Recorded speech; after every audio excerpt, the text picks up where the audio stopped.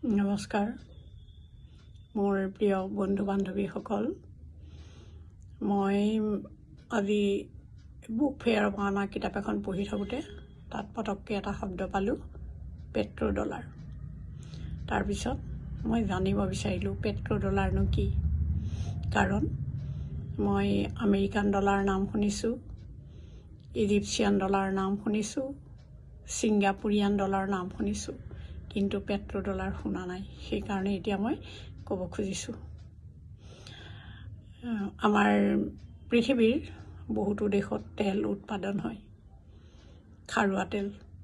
সেই খাৰুৱা তেল তেওঁলোকে বেলেগ বেলেগ দেশক বিক্ৰী কৰে বা ৰপ্তানি কৰে, আৰু এই ৰপ্তানি বা বিক্ৰী কৰি কিছুমান মুদ্ৰা আহৰণ কৰে, আৰু খাৰুৱা তেল ৰপ্তানি কৰি যি মুদ্ৰা আহৰণ কৰে সেই মুদ্ৰাকে পেট্ৰ' মুদ্ৰা বোলে।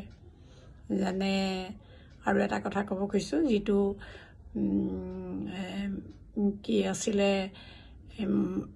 মালয়েছিয়াত আছে টুইন টাৱাৰ, পেট্ৰ'নাছ টাৱাৰ।